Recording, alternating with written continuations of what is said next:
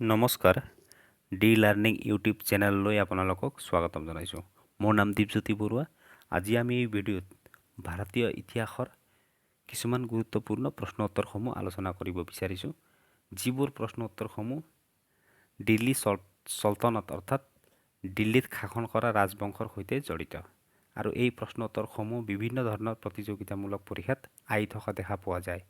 যিমান পাৰে ভিডিঅ'টো শেষলৈ চোৱাৰ চেষ্টা কৰিব। গতিকে ভিডিঅ'টো পলম নকৰাকৈ আমি আৰম্ভ কৰোঁ। প্ৰথম প্ৰশ্ন, which was the first sultanate dynasty? অৰ্থাৎ দিল্লীত শাসন কৰা প্ৰথম ৰাজবংশ কোনটো? ইয়াৰ কাৰেক্ট উত্তৰ হ'ব অপশ্যন ডি, অৰ্থাৎ দাস বংশ, slave dynasty. Next question, which dynasty is known as the slave dynasty? কোনটো বংশক দাস বংশ বুলি জনা যায়, অৰ্থাৎ দাস ৰাজবংশ বুলি জনা যায়? ইয়াৰ কাৰেক্ট উত্তৰ হ'ব option A, Mamluk dynasty. Next question, who was the founder of slave dynasty? অৰ্থাৎ দাস ৰাজবংশৰ প্ৰতিষ্ঠাপক কোন আছিল? ইয়াৰ কাৰেক্ট উত্তৰ হ'ব অপশ্যন এ, অৰ্থাৎ কুতুবুদ্দিন আইবক।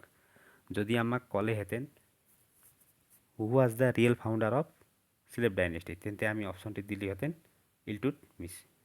অৰ্থাৎ ইলটুটমিছ যদি ক'লেহেঁতেন ৰিয়েল ফাউণ্ডাৰ, তেন্তে ইলটুটমিছ। যদি আমাক নৰ্মেলি কৈ দিয়ে হু was the founder of slave dynasty, তেন্তে আমি কুতুবুদ্দিন এইবক দিম, কিয়নো কুতুবুদ্দিন এইবকে তেতিয়া দিল্লীত ৰাজধানী পতা নাছিলে। কুতুবুদ্দিন এইবকে, এতিয়াতো আমি সকলোৱে জানো, পাকিস্তানৰ লাহোৰ নামৰ ঠাইত ৰাজধানী পাতিছিলে আৰু ইলটুটমিছে দিল্লীত। Next question, who was the last king of slave dynasty? অৰ্থাৎ দাস বংশৰ শেষৰ গৰাকী ৰজা কোন আছিল? ইয়াৰ কাৰেক্ট উত্তৰ হ'ব option A, Aram Shah. Next question, which of the following dynasty succeeded slave dynasty? অৰ্থাৎ দাস ৰাজবংশৰ পিছত পৰৱৰ্তী ৰাজবংশ কি আছিলে? ইয়াৰ কাৰেক্ট উত্তৰ হ'ব option C. Next question, who was the founder of Khilji dynasty? Khilji ৰাজবংশৰ প্ৰতিষ্ঠাপক কোন আছিল? ইয়াৰ কাৰেক্ট উত্তৰ হ'ব option A, Jalauddin Khilji. Next question, who was the first king of Tughlaq dynasty? Tughlaq ৰাজবংশৰ প্ৰতিষ্ঠাপক গৰাকী কোন আছিলে? ইয়াৰ কাৰেক্ট উত্তৰ হ'ব option A, Giasuddin Tughlaq. Next question, who was the founder of Syed dynasty? Syed ৰাজবংশৰ প্ৰতিষ্ঠাপক গৰাকী কোন আছিলে? ইয়াৰ কাৰেক্ট উত্তৰ হ'ব Khizr Khan, option B. Next question, who was the founder of Lodi dynasty? অৰ্থাৎ লোডি ডাইনেষ্টিৰ প্ৰতিষ্ঠাপক কোন আছিলে? ইয়াৰ কাৰেক্ট উত্তৰ হ'ব option A, Bahlul Lodi. Next question, who was called Lal Bakhsh? অৰ্থাৎ লাল বাক্স বুলি কাক মতা হৈছিল? ইয়াৰ কাৰেক্ট উত্তৰ হ'ব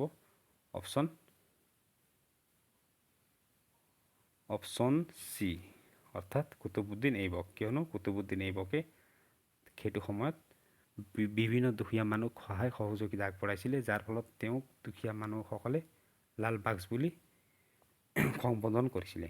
next question,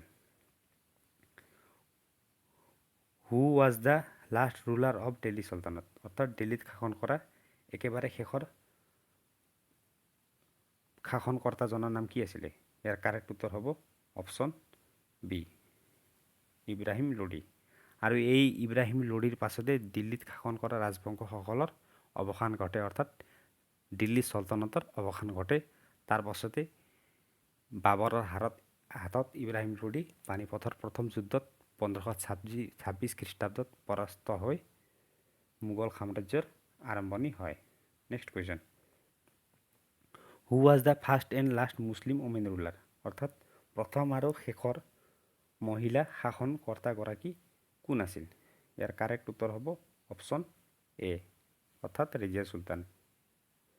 next question, who introduced token currency in India? কোনে টোকেন কাৰেঞ্চি প্ৰথমে ভাৰতত ইন্ট্ৰডিউচ কৰিছিল, অৰ্থাৎ আৰম্ভণি কৰিছিলে? ইয়াৰ কাৰেক্ট উত্তৰ হ'ব মহম্মদ বিন তুগলক। এই মহম্মদ বিন তুগলকে জ্ঞানী মূৰ্খ ৰজা বুলি কোৱা হয়। পৰীক্ষাত আমাক সোধেই প্ৰায় যে জ্ঞানী মূৰ্খ ৰজা বুলি কাক জনা যায়, তেন্তে আমি অপশ্যনটি ক্লিক কৰিম Muhammad bin Tughlaq. Next question, who introduced jital and tanka coins, jital আৰু টাংকা কইন্স কোনে আৰম্ভণি কৰিছিলে?